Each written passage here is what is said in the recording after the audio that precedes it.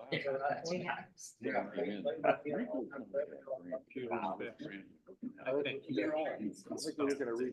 the login in. That's exciting. That finally got figured out. I'll know for sure like 3 weeks from now. He has got 2 years. Go in for MPF. Yeah, when is it?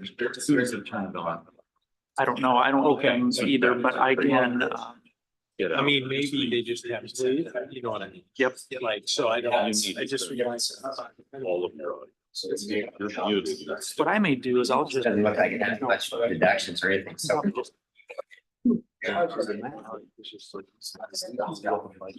Thank you, Lindsay.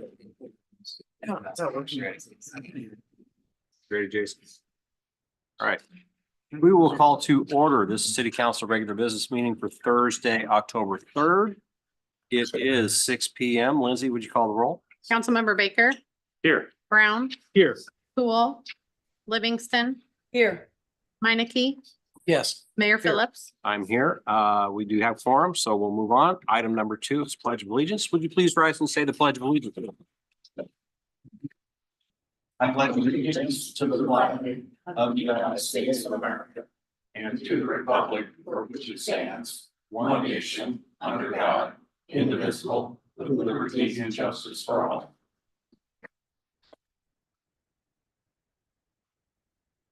Item number 3 is approval of the agenda. Would anybody like to move any of the consent agenda items to the regular agenda? Hearing none, can I get a motion to approve the agenda? Motion. All right, I got a lot of motions and a second by Baker. I'll let Lindsay figure it out.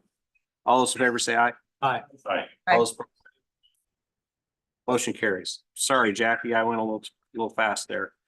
Item number 4, welcome guests and public comment. We'll open up the dais if anybody wants to address the council and myself. This would be for non-agenda items. We'd give you a 3-minute time limit. Realize we can't take action on those tonight because they aren't on the agenda, and that would be a violation of open meetings law. Don't want to do that. Also, if you'd like to comment on any item in the consent agenda, now would be the time. Anybody? Don't see anybody. Hang on. Nobody online either. Okay. Hearing none, we'll move on. Item number 5, proclamations. This month we have Community Planning Month for October 2024. Item 6 is our consent agenda. Tonight we have expenditures, tax abatements. We have the September 19th, 2024 minutes of the regular city council meeting. A resolution terminating the resolution of necessity for the Ridge at Echo Valley Improvements Project. We have a resolution approving a grant contract with the Governor's Traffic Safety Bureau. We have a resolution approving a new employee definition, variable hour part-time. We have a resolution to approve change order number 7, final pay estimate number 8, and certificate of completion for the Sunset Drive and Chatham Avenue Improvements Project. A resolution approving an agreement with Warren County regarding land uses in Blue Flag Marsh related to the Southwest Annexation Project. A resolution approving change order number 1 to GTG Construction for the City Hall renovation project. A resolution approving a purchase order with Grancius for the SmartGov building permitting software.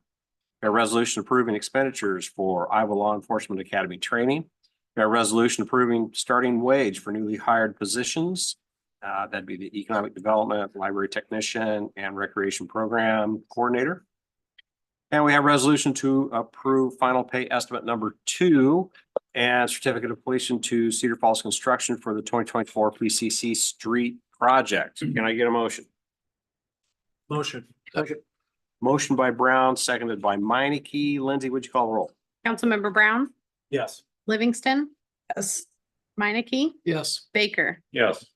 Motion carries. Item 7 is old and new business for consideration, discussion, and possible action. Item A is a public hearing regarding an amendment to the City of Norwalk zoning ordinance to add a new M2 technology industrial district and amend the ordinance definitions, buffer regulations, and architectural regulations accordingly. So we'll open up the public hearing at 6:04 p.m. With all the data centers going in around us, Luke Paris thought it'd be a good time to get ahead of any development and create a new zoning district for those uses. Luke, I'll turn it over to you. Yes, thank you. So back in August, we brought this to your guys' attention, which resulted in council initiating a process for us to go create a zoning solution for data centers. We did go to our planning commission at one of their August meetings and just kind of had a discussion with them on that. Prior to that, we did some staff research on other cities and some of their districts that they've put together. We also have a few industry resources that have been helpful in us preparing and reviewing this information as well. So we relied on those to put together a draft ordinance that we did take to the Planning and Zoning Commission at their last meeting. They held a public hearing. They did recommend approval of the proposed ordinance before you today. With just a few changes that we did incorporate. One of those being architectural requirements, and one of those talking about some information out there about the potential for small scale nuclear power generation being a future thing. So we wanted to make sure that we addressed that appropriately. So with that, I just run through kind of the highlights in here. Stop me if you have a question on something, we can certainly go over it. But so this, we've decided at the planning commission, they felt it was best to create a new zoning district. We gave them a couple different options of overlay districts, some other things we could do. They felt it was best to bring it forward as a new district so that we could really target areas where this will go. So the first thing we had to do with that was define what a data center is. So we have a data center definition. We also defined heavy industrial user because some of our existing zoning code references heavy industrial user at times. And we realized that none of us really knew what that meant. So we went out and we created a definition for it. So that's not real related to data centers, but it just helps streamline everything that we're doing and make sure that things make sense when we reference things. We did add some permitted accessory uses that are very data center specific, being concrete batch plants related to the data center construction, electrical substations, water towers, energy storage facilities, and just the different things that are going to be specific to a data center that isn't the data center building itself. We did on special uses, identify just again our normal industrial special uses, and then accessory structures that are greater than 65 feet. However, we did and had some discussions learn that towers for utility purposes are sometimes a key component of a data center. So rather than requiring an additional special use permit for those types of towers in this situation, we did exempt them from that. So a power line tower pole coming into a substation would be exempted from that. A water tower that may be needed for a data center would be exempted from that as well. You all would still be able to review that as part of the site plan. It'd be those criteria. It's not like it just doesn't get looked at. It's just it doesn't have the additional review that a special use permit would have by going to the Board of Adjustments. That's also why we defined heavy industrial user, because some of the special use permit things would reference a heavy industrial user has to do this. Well, we wanted to make sure we knew what we were talking about when we said heavy industrial user. Height restrictions, again, 65 feet for principal and accessory structures, unless it's higher for a special use, or again, those utility towers being exempted from that. Bulk regulations are pretty standard stuff from our other districts, 10,000 square foot minimum lot area, 100-foot lot width, and then 50-foot rear set and side, or 50-foot front and rear setbacks, 25-foot side setbacks. Fencing was a pretty key thing. If you go around, if you happen to drive by any of the data centers, I don't know if anybody does that for fun, but I do.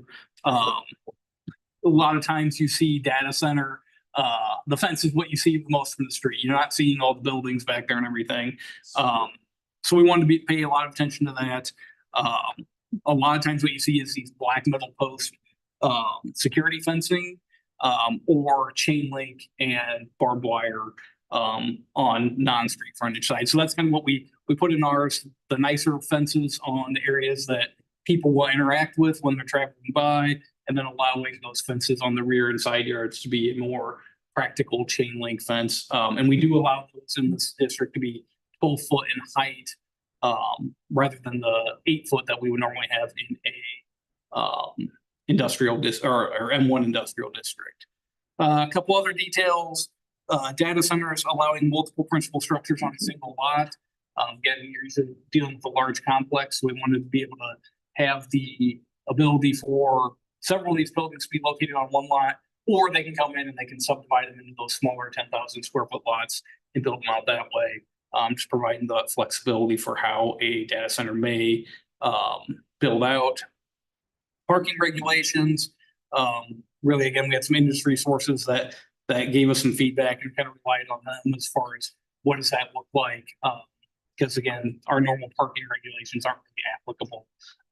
So we settled on the 1 space per 1,000 square foot of office space, and then giving some flexibility, the same way our normal parking requirements do, through a waiver process. If there's evidence that, I think that's look, we can demonstrate that technology's changed and we're going to have this amount of employees at this large facility. Another big thing about parking at these facilities is a lot of the workers and a lot of the traffic at them is during the construction phase.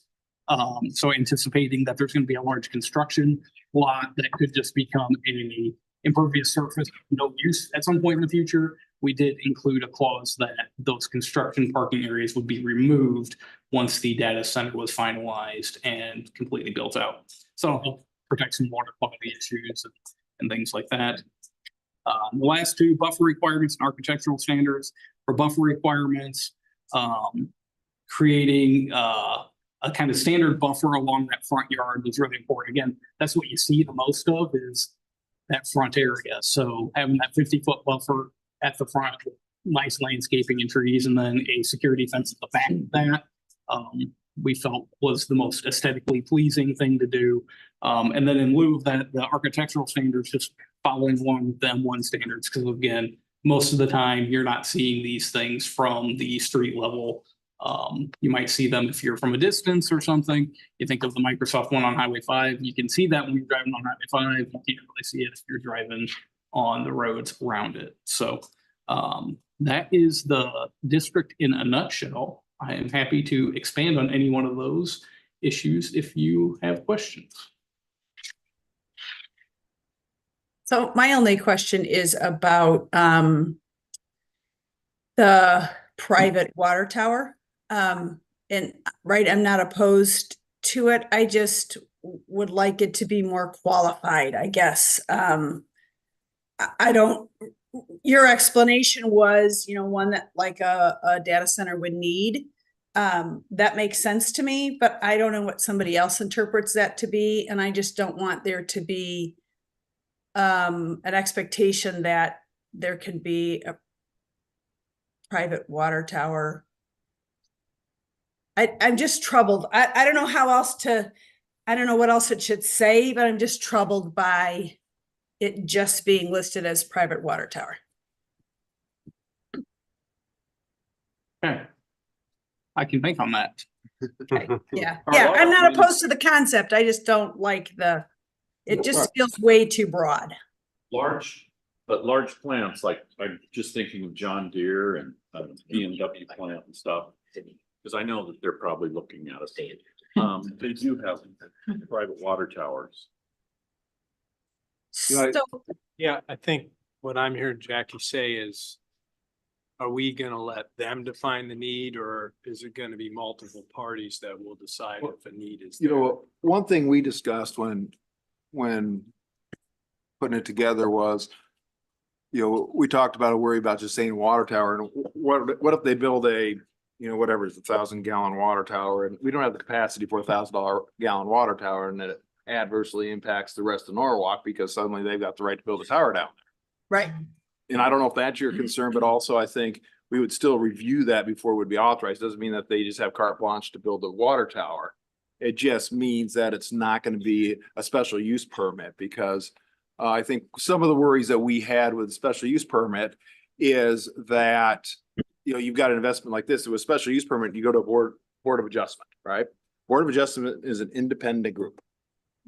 And the council goes to all the work of, you know, maybe bringing in a business like this, and everything's going, they need a water tower, and suddenly you go to board of adjustment, and board of adjustment suddenly says, nah, we don't agree to that. Well, that could shut down an entire project.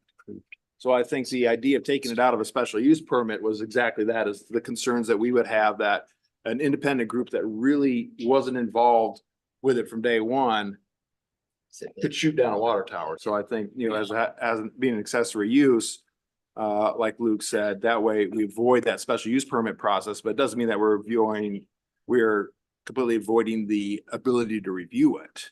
Right. I mean, and Sorry.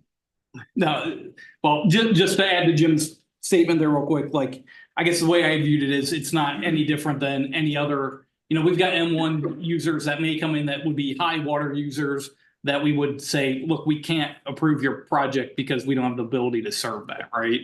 Like, Right. I view this kind of the similar way where they come in and like, this is a, you know, something they need to do, they're gonna have to get our approval. And if we can't do that, then, you know, that's part of our analysis on, is this project right for city approval? If the Right, council, I'm sorry, Jackie, go ahead.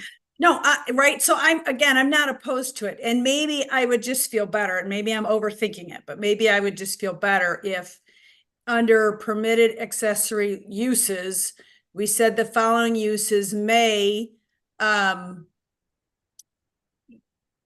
you know, with approval of council. I just don't want people to assume that because it's in there, it's allowed. I want there to be a little stronger language that says, yeah, it's allowed, but it's only allowed if we say it's allowed. You know what I mean?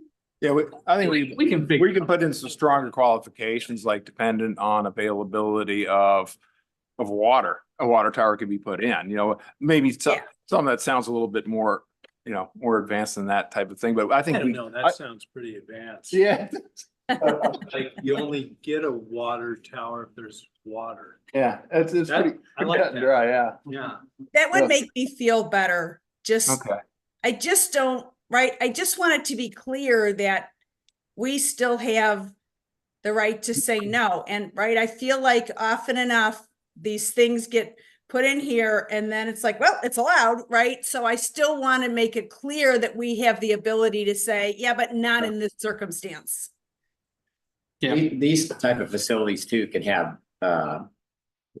ground storage type reservoirs too for water storage with high surface pumps too. So maybe if we had said something like approved on-site water storage instead of tellers, you know, I'd be concerned with aesthetically what this tower would look like, you know, coming into the city as well. Well, I think for a second reading, we can put some qualifications in there that'll hopefully make you feel a little bit more comfortable with it. And I don't think that would adversely impact the ordinance at all. It'd probably help it. Yeah, I'm good with that. These are big enough operations. They're gonna want input from council, no matter what. Absolutely. Because there's gonna be 1,000 questions. And our goal with the ordinance and the way we've written it, is to get something on the books that we feel real comfortable that if we do get a project come forward, that we're not gonna be like, oh, shoot, we need to change the ordinance because of Right. this thing, right? I like that. So that's been a lot of our discussions with trying to really fine tune where this lands. But to Jackie's point, I don't see any issue with us going in and putting some more strong language with that tower. I have a question, Yes. and I apologize for not asking it before, but I didn't even think about it until he started talking about security fencing. What if they would want to put a large berm around the site? Because to be real honest with you, on some data centers, they'll put a berm up so that nobody can park a truck outside the fence and blow it up. Mhm. The berm direct, you know, deflects it for security. Yep. Can they put a berm up and then put a 12-foot fence on top of the berm? Yes, I believe they could. Yep. Okay. Yep. Okay, Lindsay, have we received any oral or written comments on this? We have not. Any other public comment on this item? Hearing none, we'll close public hearing at 6:18 PM. Item 7B. It's the first reading of an ordinance amending the official zoning ordinance of the city of Norwalk by creating the M2 Technology Industrial District. So we just had a public hearing on this item. Luke, you got anything to add? Nothing else. All right, any discussion, questions, comments from council or public comment? What are some other heavy You said you made up a definition, at the, where's some of the heavy industrial? 14 for the. record. The way that we wrote the definition, I gotta pull back up, Yeah. was, really just like kind of noxious or things that we might consider to be nuisances, right? Like, a chemical plant that might have an odor to it, or some really noisy, dynamite testing system, like those types of things are really, so we didn't have like specific uses when we did that. It was more like, if you're a user that has these types of qualifications. I was just wondering what you were thinking outside the box. Yeah, yeah. I mean, when we looked at the code language, so what it says in the special uses thing is all heavy industrial users and structures permitted by special use in the M2 district shall be located more than 200 feet from a residential district. And that's language that's from our current zoning code with the M1. And we're like, well, what does that mean? And who's going to make the determination on what heavy user is? Heavy. So that's kind of what we were doing with that definition. So that's set out at the time. Thank you. Yep. Anything else? Can I get a motion to approve the first reading? Motion. Seconds. All right, motion by Baker, seconded by Brown. Lindsay, would you call roll? Councilmember Livingston, Yes. Minneke. Yes. Baker. Yeah. Brown. Yes. All right, motion carries. Let's see, item 7C is a resolution approving a proposal from GTG Construction for the City Hall renovation project. Well, while I was on the school board, I learned that any remodel is going to have a few change orders come up during the project, during that remodel, because once you get into walls and stuff, you start finding stuff that you had no idea that was there. So this type of change order, this one is pretty minor in the grand scheme of things as far as what I've seen before. Lindsay, I'll let you take it from here. Yeah, Or so Kirk. I'll go ahead and then Kurt can go. You did approve a change order in the consent agenda earlier. That was for some electrical, of course, things you just said that were in the walls that we had no idea that were there, as well as some door frames and solid wood doors. This is a proposal that would come back as a change order, I believe, for a couple different things that was not in the original plan. Additional concrete outside of the new egress door that's on the east side of the building, as well as demoing some tile and putting carpet down instead of having tile in the east wing. So Kirk with KEM Contracting, he's our construction manager. He's here. He's got a couple plans to go over with you guys to show you everything. Start with what we'll talk about. Hey, Kurt, I'm sorry, could you come up here? Yep. That way. So we've got 3 items in the proposal. Lindsay, if you want to go to, yep, that'll work. This one. Yep. So if you take a look at this, as you're walking into the east wing of the building, you go through that walk door. We've got some tile on the floor. Originally, that tile actually ended at the emergency egress doorway. We had to move that door to the west, so towards that corridor walk door. So aesthetically, that tile does not line up with the edge of the door, okay? There's not gonna be a whole lot of public traffic through that area. So we're requesting with Lindsay to change that, demo out all that tile in that area and then put in the carpet. So minor change, it's more aesthetics than anything. Doesn't have to happen. Will look a little bit more finished with the carpet, a little quieter as people walk through there. Yes, that is the reason why we're changing that. So that's one of the items. The other one is exterior concrete. So part of that move, we've got a gap between the egress door and then the window that's in that office.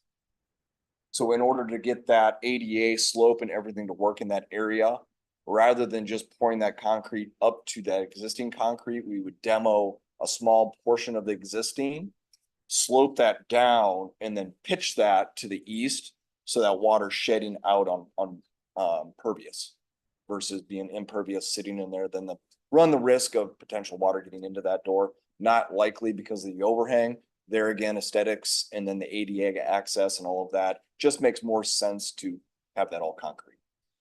The third item there is actually framing in that egress doorway.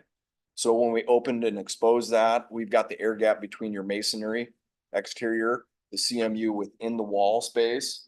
We've got that air gap. Well, the air gap is right where our door frame's gonna hit. Unforeseen, rather than grouting and putting mortar in that long term, it's better to just frame it out with 3/8 steel and then tack that frame for rigidity. So that's why that's on that change proposal. So those 3 items. If you want to go to the electrical one, I'll elaborate a little bit on the other change order. There was some electrical on that. So it took me 3 days actually to dive through this. The original change order was low was 13,000, the high end was 16,000. So part of my job, obviously legitimizing the change orders, making sure they're legit.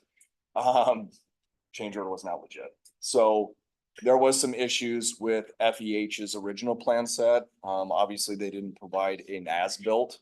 So some of the mains coming out of the panel into some of the office spaces, each office space was on a separate circuit.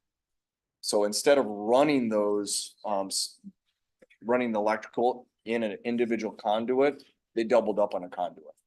So we had to demo out that conduit because it was in the wall space where one of our doorways is located. So a part of that, diving in, I started going through existing outlets, checking to see if we've got juice from some of the circuits. Came up with a solution that was a lot cheaper, ran it through the engineer. So we were able to actually take that 13 to 16,000 down to $2,206, which was a huge win and a save for the city. So that one was good. We had 2 doors that were actual hollow cores. Rather than repurposing those, we decided to recommend going to a solid core door, especially in some of the main offices. Obviously, we've got meetings going on in those offices to mitigate that noise and get that transfer down. We went to a solid core door. Another one on that one. Door frames. Door frames. There was 2 door frames that we're going to repurpose as part of the project. We have actually repurposed a lot of the existing items such as door frames, windows, etc. 2 of them were actually grouted in for fire. That was not on FAH's plans originally. So we ended up demoing those and then purchasing 2 new ones to replace those because you just couldn't get them out without damaging them. Another part of that is not shown on either of these. The city's going to get a credit of $1,600. So in the current vestibule, as you're walking up, there was a window in that. Well, that was an exterior window. So we decided to take that window out and repurpose it into the southeast office. Originally that was a 10-foot-4 window. Now we reduced it down to an 8-foot window, which is still a decent sized window for that office, but we got a credit of, I think, about $1,600 for that. And then we'll also, a part of that, we repurposed the interior vestibule doorway, demoed that, and then issued that to the city so the city could sell it. So probably $3,000 there as well. So, All right. outside of that, construction's going really awesome. We're moving along. I think we're still on target for all of our dates. Completion here at the end of December. Lindsay's been great to work with. So staff has been really awesome about moving around and very, very, very helpful. So thank you guys. All right. Thank you. Thanks, Kurt. Any questions, comments from council? Motion. Second. Okay. So I got a motion from Baker to approve resolution as presented, a second from Meineke. Any further discussion? Thank you to the staff.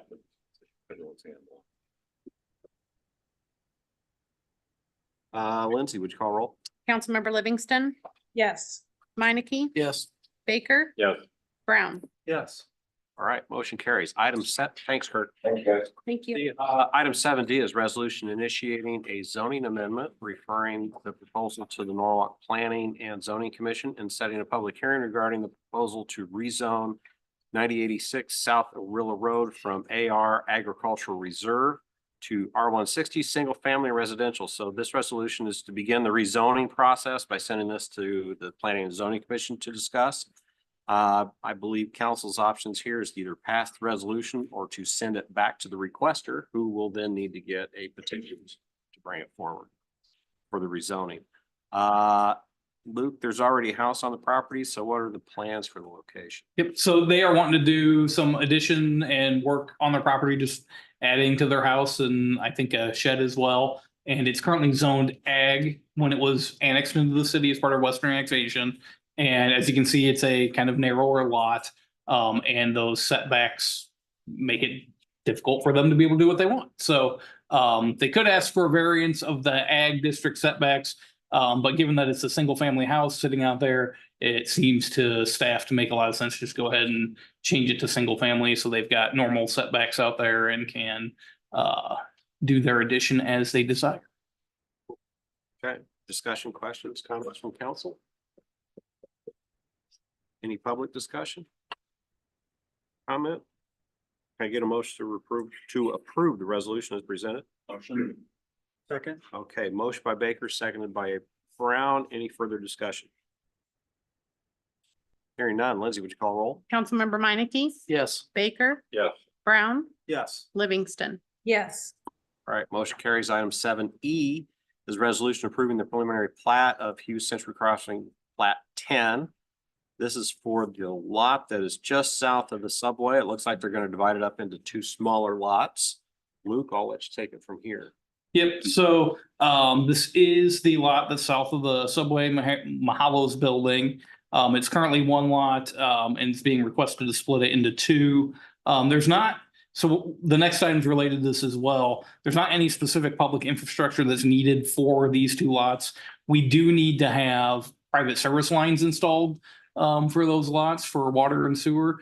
And so we wanted to have a preliminary plat prepared for that so that we could look at how they're going to do that. So they'll be interacting with our public lines, but there's not a need to bond for any infrastructure or do anything like that. So our next item will be a minor subdivision to go ahead and create the two lots so they can be recorded and created. All right. Do you have any concerns over it? I do not. I don't think any of our other folks do either. Any heard of any plans that's gonna go, what's gonna go in there? We actually got a site plan submittal for lot 1 today, which is Okay. a Sherwin-Williams store. So Okay, we will begin review of that cool. imminently. Any discussion, comments, questions from council? Or public comment? I get a motion to approve the resolution? All right. Second. Okay, motion by Baker, seconded by Minneke. Any further discussion? Hearing none. Lindsay, would you please call a roll? Councilmember Baker, Yes. Brown, Yes. Livingston, Yes. Minneke. Yes.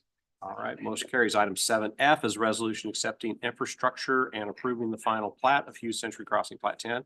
Since all the infrastructure is already built for the site, we can approve the final plat. Luke, anything else? Nope, that's it. All right, any discussion, questions, comments from council or public comments? Hearing none, can I get a motion to approve the resolution? Motion. Second. Okay, motion by Brown, seconded by Minneke. Any further discussion? Lindsay, would you please call a roll? Councilmember Brown, Yes. Livingston, Yes. Minneke, Yes. Baker. Yes. All right, motion carries. Item 7G is resolution approving the site plan of Callaway. So this is for the apartments and townhomes in Holland Point. Is Holly on? I don't think Holly's on. She's not. So I'm just gonna ask you. So Luke, is this the property that Hubble asked for support for some tax credits that we passed? Yes. And they got that all approved? Yes. Awesome. Okay, Luke Paris, I'll let you take it from here.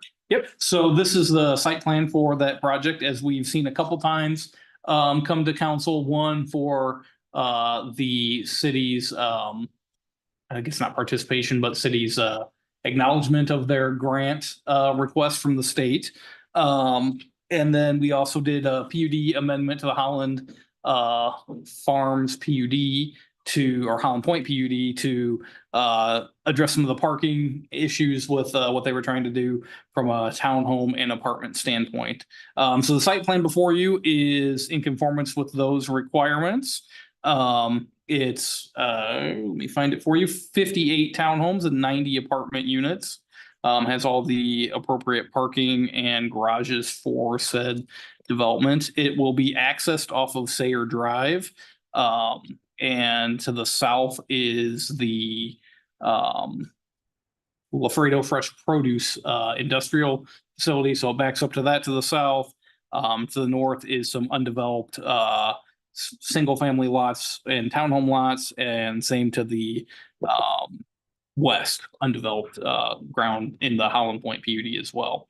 So good to get the higher density project kind of in before we get a lot more of the other homes there. We always like seeing that because it kind of sets the stage and expectation for what people's neighborhood will be like. So happy to answer any other questions if you got specific details you want to know about.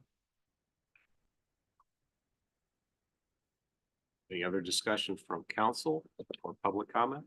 I will say that Hubble was very helpful in during the census for a couple of their properties that are very, very notoriously difficult to get numbers from apartments, and Hubble helped do that for us. Awesome.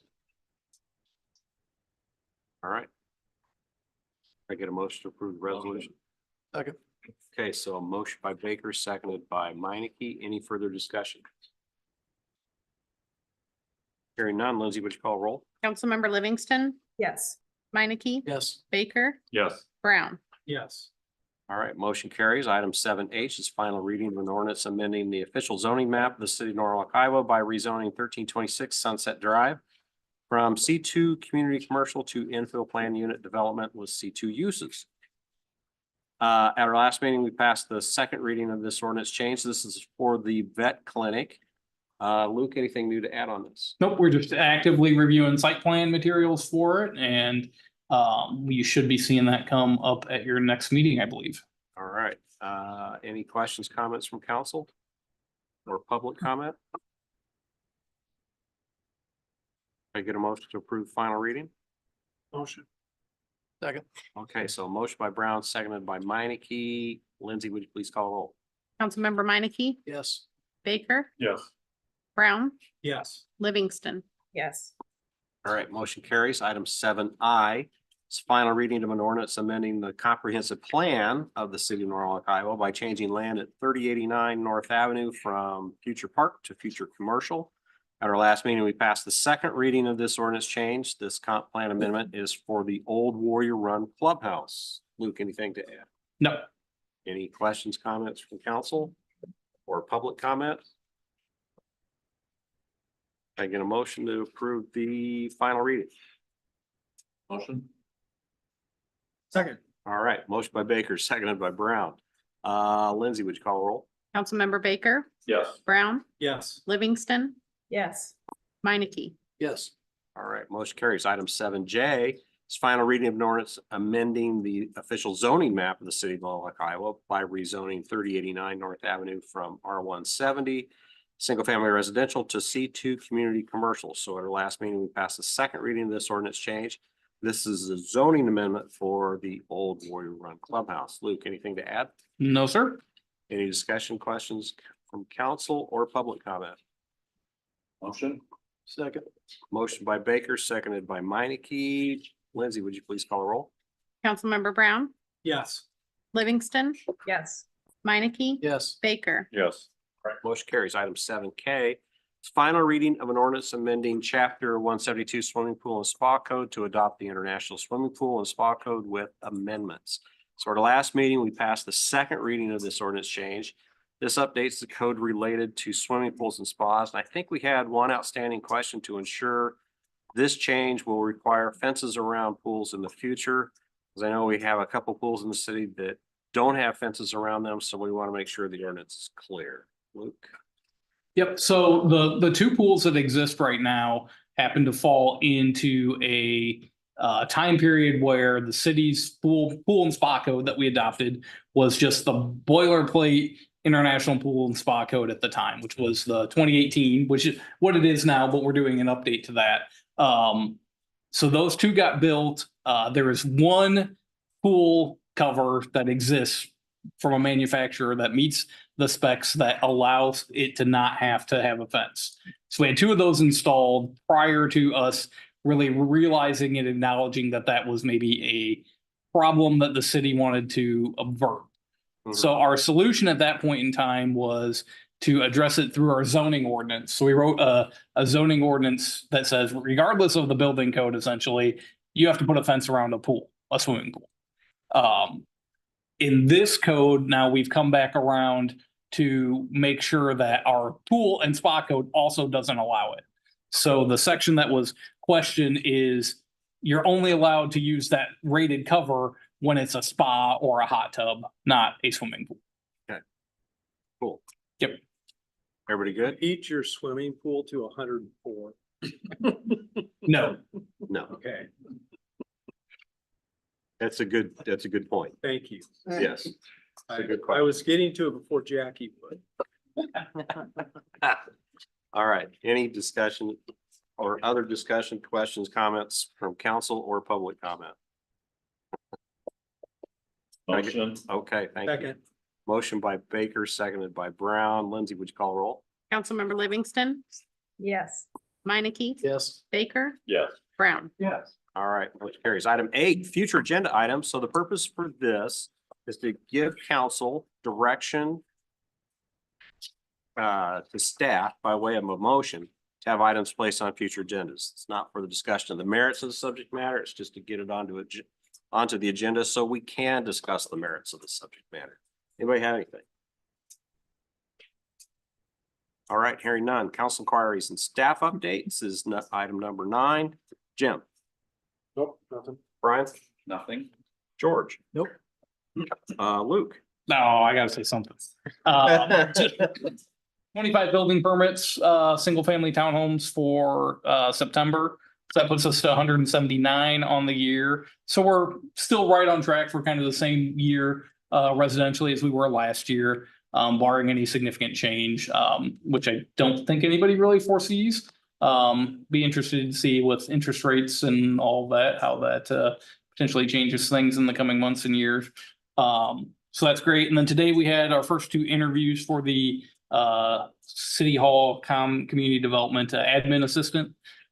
We got 4 more tomorrow and 1 on Monday. So we're excited to get that done and an offer out. And we're hoping that person can start kind of end of October, beginning of November, after we're kind of done with all the work out there on this side of the building and kind of have our new home for everybody. So it's exciting stuff. All right. Carrie? Nothing tonight. Thank you. Tony, you thought I was gonna call you next week. I was sure I changed. All right, Tony. We had our walkthrough on the Valley View Plat 2 public improvements this week. That's just west of the McInnish Sports Complex on the south side of Wright Road. So everything looks pretty good there. We got some things they need to finish up on the park dedication, but we anticipate that coming to council for consideration of the final plat and acceptance of public improvements at the next council meeting. That's it. All right, great. A lot of subdivisions going on and a couple more starting up too. Yeah. Wayne? Nothing tonight. Chief? Next week, October 6th through the 9th is Fire Prevention Week. This year's theme is smoke alarms, make them work for you. We're going to kick off Fire Prevention Week with community drive-through breakfast on Sunday at the fire station. It's a drive-through event. It is being sponsored by Michael Foods. So they are just partnering with us, and all proceeds, free will donation, and all proceeds are going to our Fire Prevention Bureau. And then we will have our fire prevention open house on Wednesday, October 9th from 5 to 7 p.m. Truck tours, equipment demos, food, and fire and life safety education. That's all. So will the tables and stuff be set up that people don't drive through, or what does that mean? Yeah, this is just a drive-through event. This is a community outreach event actually for Michael Foods. But they asked to partner with us with proceeds coming to our Fire Prevention Bureau. We do some training and stuff for them. So that's what they've requested this year. We will still have our traditional sit-down pancake breakfast on Easter weekend like we always do. But this is just their event, and we're happy to host them and help them and take the donations. So What are you serving? they are serving, again, this is their event. They're serving scrambled eggs, sausage, and French toast. Nice. Yeah, full spread. Good deal. All right. Anything else? That's all. Thank you. All right, thanks, Chief. Nothing for me, thanks. Okay, Gene Kelly, Nothing, thank you. Gene Strabel. Nothing, thank you. All right. Robin. Okay, Lindsay. I do have a couple things. I'll be quick. Census, I had a call with them today. They officially sent all of our data to their national processor on September 28th. So we should have our formal letter back within 90 days of that to tell us what our census or what our population is. So fingers crossed, pray for us. On the 9th of October from 4 to 6, myself and Jim and our engineers will have a neighborhood meeting here at the council chambers on the Highway 28 beautification project for the fence and wall. Everybody that is being affected by that project has obtained an easement from us, and we hope that they will bring them to that meeting and sign them that night. And then lastly, the county auditor was sent all of our annexation information on the 1st of October, and she has 14 days to respond to us to let us know if it is accurate. And if so, that's what will start our process to have a consultation session and then our official calendar to kind of get everything to council and to the state for approval. Awesome. Jason. Nothing. Jackie. I don't really understand why I'm on the big screen, but I have nothing. That's great. Larger than life. Luke. Jackie, I was going to text you and tell you you're on the big screen, but I decided not to. I don't have anything else. All right, let's see. There was a partnership roundtable today to talk about property tax legislation. The partnership has been going through some meetings to talk about what their lobbying is going to be as far for this next legislative session. Luke was there, and the more we talk about this, the more lights are coming on, I think, and people are realizing how bad House File 718 really is. So hopefully we continue to get that word out. Secondly, as far as the annexation goes, we have resolutions of support from the city of Cumming and from the Warren County Board of Supervisors. Team's going to meet with Marchdale St. Mary's School District on the 21st to give them some information about the annexation update. That's a change. We were going to meet last month, but we had to change that. Since part of that annexation area is in their district. Overall, we're still moving forward at full speed. So yeah, that's good. And that's all I have. So I would entertain a motion to adjourn. Motion. Motion by Brown, seconded by Meineke. All those in favor say aye. Aye. All those same. We are adjourned 6:40.